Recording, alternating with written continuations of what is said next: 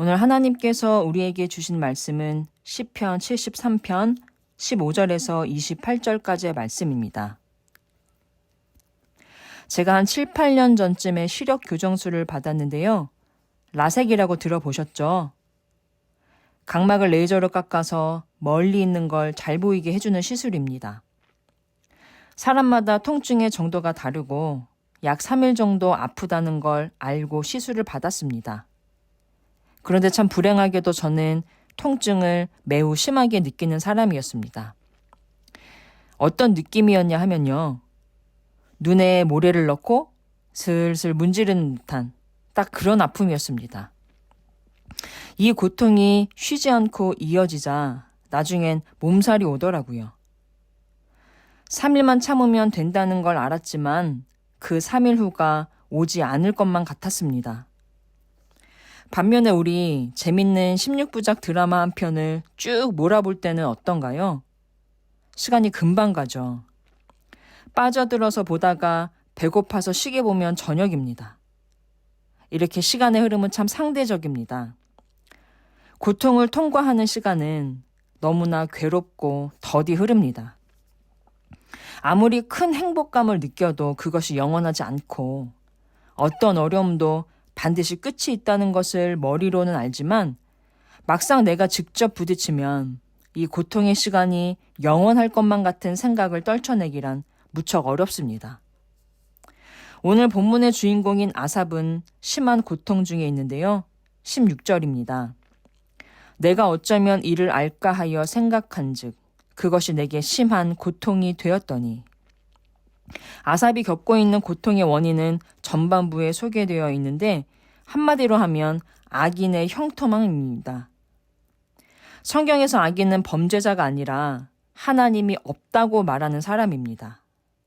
반면에 아삽은 어떤 사람인가요? 1절을 보면 자기를 이렇게 소개하고 있습니다. 마음이 정결한 자. 마음이 정결하다는 건 역시 성경에서 의미하는 바는 착한 사람, 인성 좋은 사람이 아니라 하나님께 마음을 드리는 사람. 예배의 자리에 나와 하나님의 뜻을 헤아리며 경건을 추구하는 사람을 말합니다. 그런 아삽이 거의 넘어질 뻔했고 미끄러질 뻔했으니 그 이유는 악인의 형통함을 보고 질투가 났기 때문입니다. 아삽의 신앙이 휘청했다는 것이죠. 우리도 이럴 때가 있습니다. 나는 하나님의 말씀에 순종하여 날마다 하나님을 예배하고 이웃사랑을 실천하려 애쓰며 살아가는데 내 삶은 왜 이리도 고될까?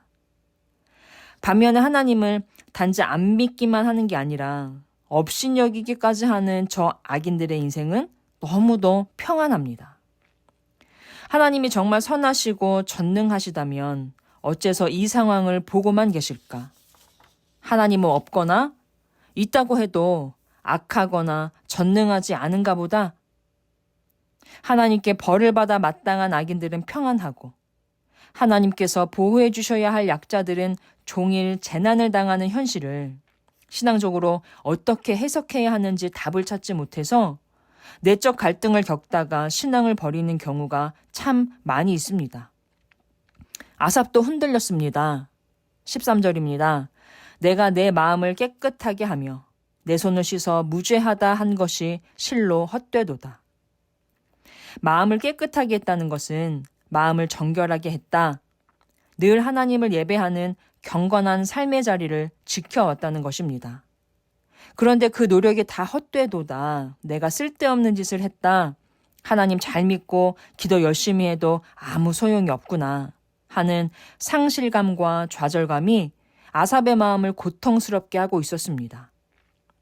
더 나아가 15절을 보시면 내가 만일 스스로 이르기를 내가 그들처럼 말하리라 하였더라면 나는 주의 아들들의 세대에 대하여 악행을 행하였으리이다 라고 하는데요. 저 악한 무리가 하는 말, 하나님 뭘 알겠어? 하나님이 있긴 뭐가 있어? 이런 말을 자신도 똑같이 할 뻔했다고 고백하고 있습니다.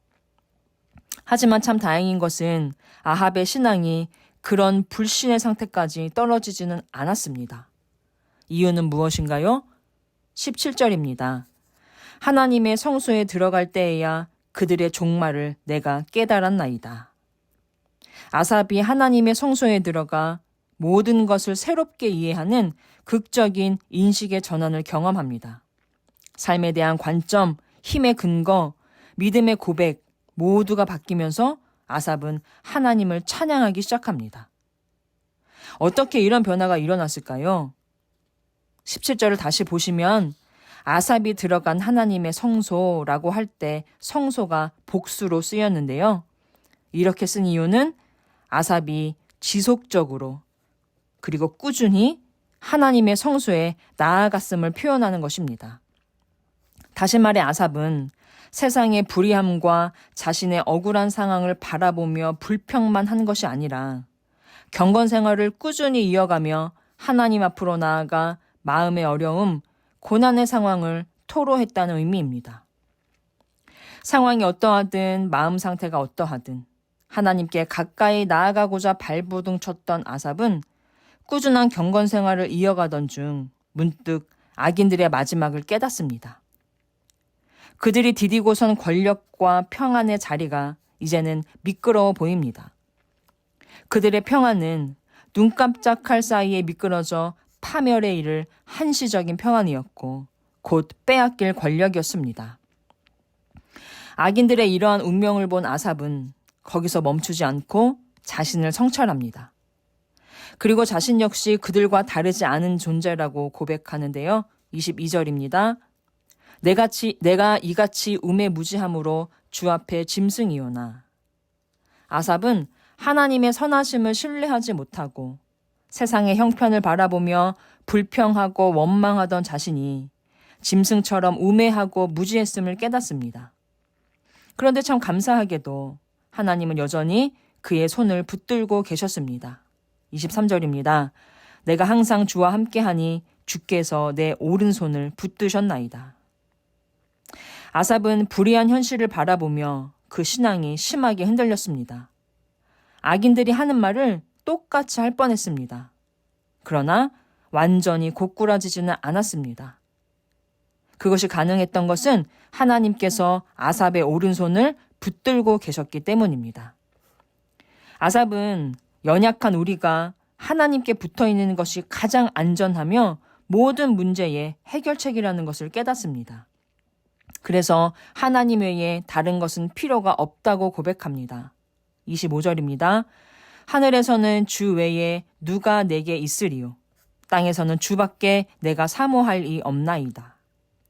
이전에는 악인의 형통을 보며 마음이 흔들렸지만 이제는 하나님만이 나의 가장 큰 기쁨과 소망이 되심을 마음으로 인정하게 됩니다. 그리고 자신이 깨달은 바를 이렇게 정리하는데요. 28절입니다. 하나님께 가까이 함이 내게 복이라. 이렇게 우리 믿는 자들에게 참된 복은 하나님과의 친밀한 관계에서 비롯된다는 것을 기억하시고 고난 중에도 하나님을 신뢰하며 꾸준히 경건의 생활을 이어가는 저와 여러분이 되기를 주님의 이름으로 간절히 소망합니다.